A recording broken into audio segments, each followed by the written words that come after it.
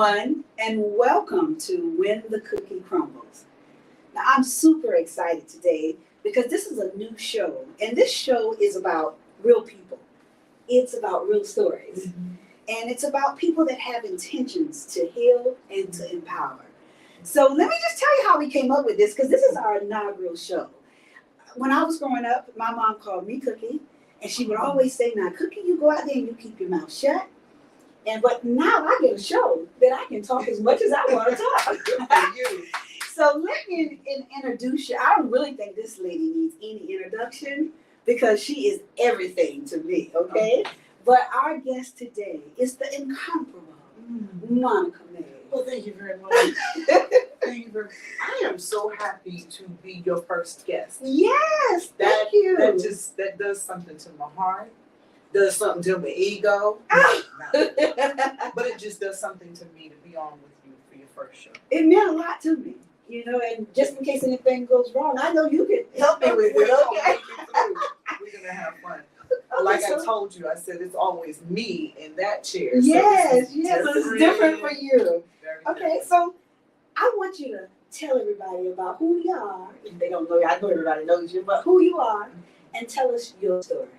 All right, so in a nutshell, I know we don't have much time, so I'm going to do the abbreviated version. Okay. I'm from Harlem, New York. I grew up on top of a bar. When I say that, second story walk up. The barmaid sometimes was our babysitter. Oh, wow. And then we moved up in the world into the projects, Lower Manhattan, yeah. And so when I tell the story, from fire escapes to massive people, when you think of a project in New York, you think of at least 20 stories and at least 8 apartments on every floor. And at least 2, maximum 10 kids could be in one household. Oh, wow. If you try to do all of that math, I was never good at math. I'll just say it boils down to a lot of peer pressure. It was a lot of people there. It was a lot of peer pressure too. And so for me, it was a matter of life and just escaping life and creating something that I wouldn't fall prey to. Because with all of that peer pressure, there was a lot of drugs, a lot of alcoholism, a lot of just, you saw a lot. I've seen people shot. I've seen people not only just shot, I've seen people die right outside my window, So that's what I grew up in. And to look at me, you wouldn't know that. Yes. You would say, oh, she comes from, but baby, don't let them make up food. Because you are polished now. Okay. So think about this. When we moved downtown to the projects, I still wanted to hang with my friends uptown.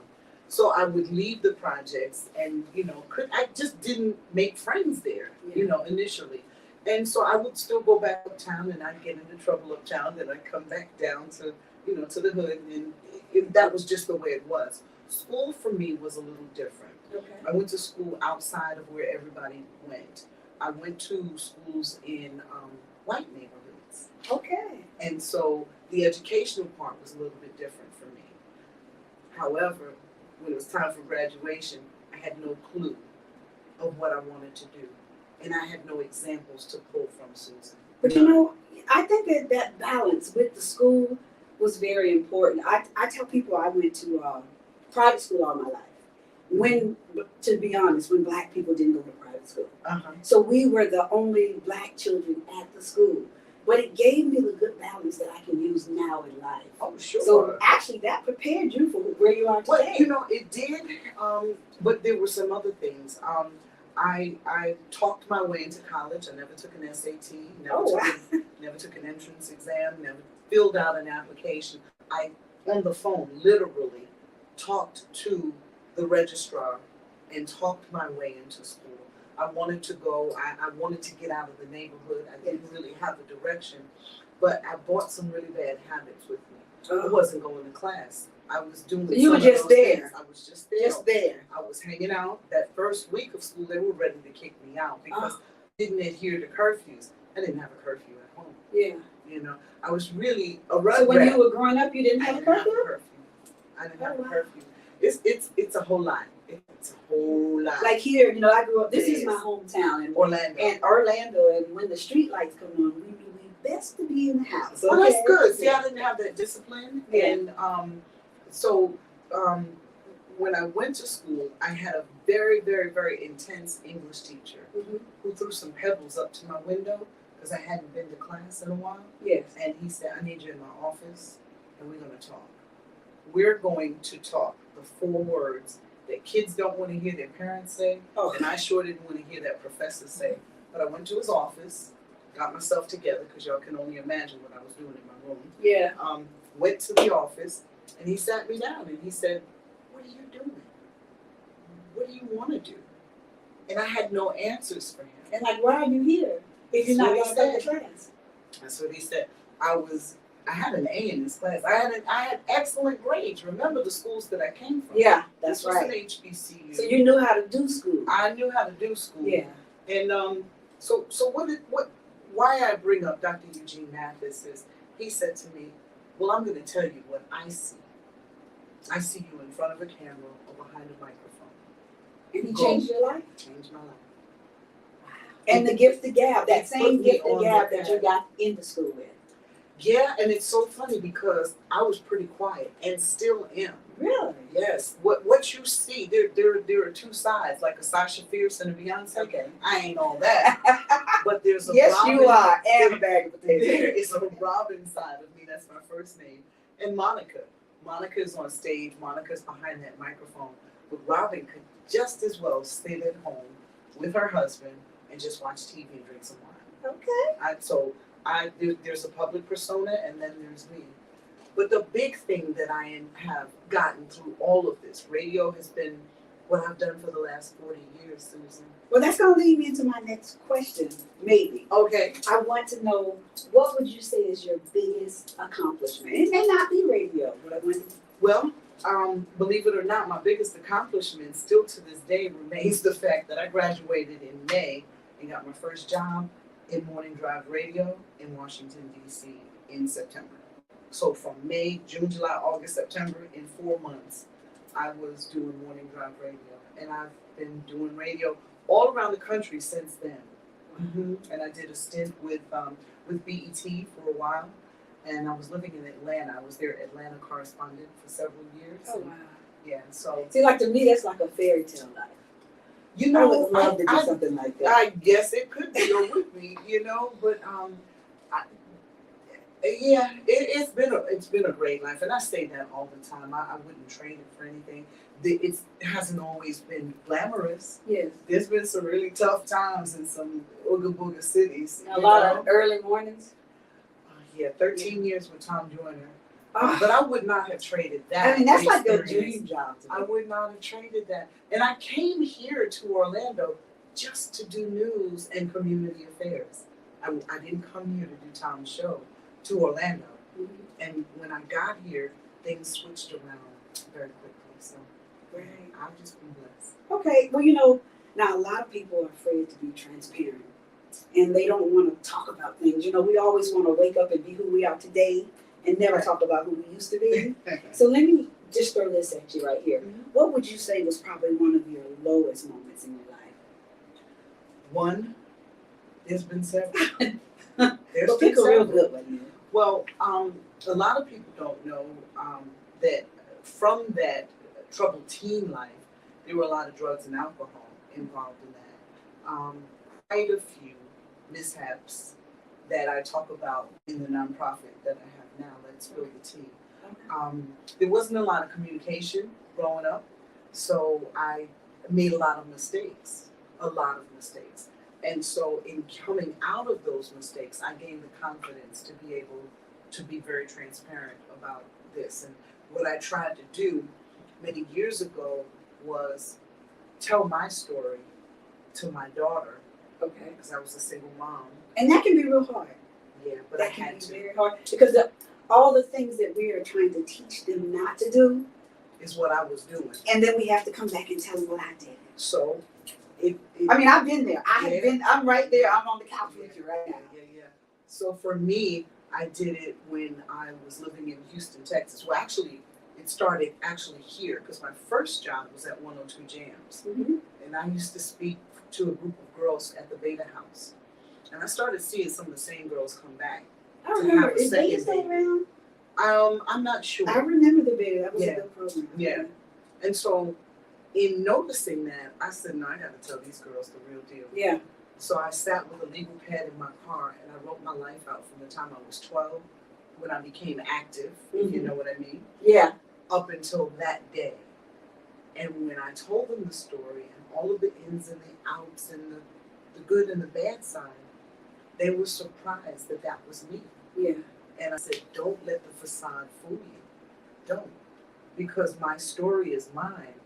I want to tell it before somebody else thinks My that they way. can tell my My narrative. way. You're right. I got to create my own. You're right.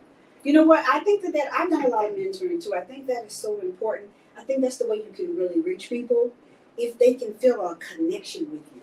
Yeah. It's hard to talk to somebody that you just, well, they were born rich with a silver spoon in their mouth and everything. You're like, you don't know my story. You haven't had my struggle. But once they know that I've been through some of these same things, there's that connection, and that's when you can really reach them.